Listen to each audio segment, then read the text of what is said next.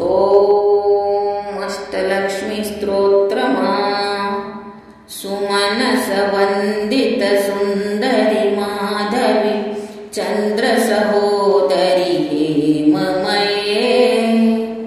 मणुगणमण्डित मोक्षप्रदायिनि मञ्जुलभाषणि वेदनुते पङ्कजवासनि देवसुपूजित सद्गुणवर्षणि शान्तियुते जय जय हे मधुसूदनकामनि आदिलक्ष्मी सदा पालय माम् आदिलक्ष्मी सदा पालय माम् ऐकलकल्मषनाशनि कामनि वैदकरूपणि वेदमये क्षीरसमुद्भव मङ्गलरूपणि मन्त्रनिवासिनि मन्त्रनुते मङ्गलदायनि अम्बुजवासनि देवगणाश्रितपादयुते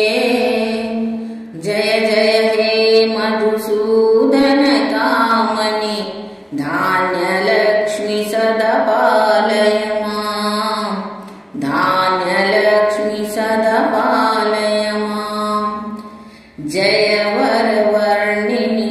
वैष्णवी भार्गवी मन्त्रस्वरूपणि मन्त्रमते सुरगणपूजित शीघ्रफलप्रद ज्ञानविकासनुशास्त्रनुते भयभयहारणि मापविमोचनि साधुजनाश्रितिपादयुते जय जय हे मधुसूदनकामनि धैर्यलक्ष्मी सदा पालय माम् धैर्यलक्ष्मी सदा पालय माम् जय जय दुर्गतिनाशनि कामनि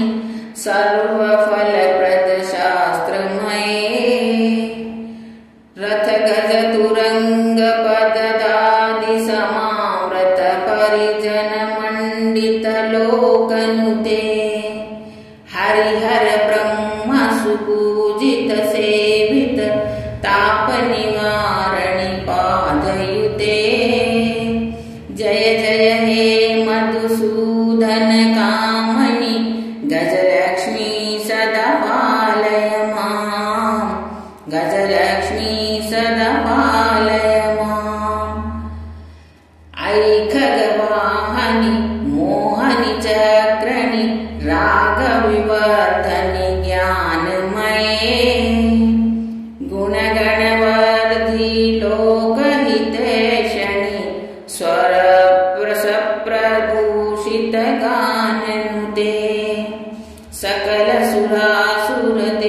सकलसुरासुरदेवमुनीश्वर मानववन्दित पादयुते जय जय हे मधुसूदनकामिनि सन्तानलक्ष्मी सदा पालय माम् सन्तानलक्ष्मी सदा पालय माम्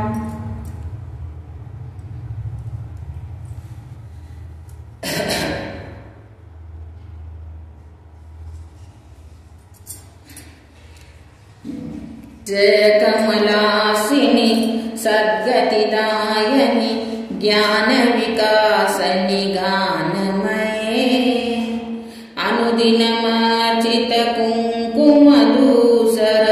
भूषितवासितवाधनुते कनकधारै स्तुति वैभव वन्दित शङ्कर देशिक मान्यप्रदे जय जय हे मधुसूदनकामनि विजयलक्ष्मी सदा पालय माम् विजयलक्ष्मी सदा पालय माम् प्रणतसुरेश्वरि भारति भार्गवी शोकविनाशनि रत्नमये मणिमयभूषित कर्णविभूषण शान्तिसमावृत दत्तहास्यमुखे नवनिधिदायिनि कल्मितलाहरणि कामितफलप्रद हस्तयुते जय जय हे मधुसूदनकामनि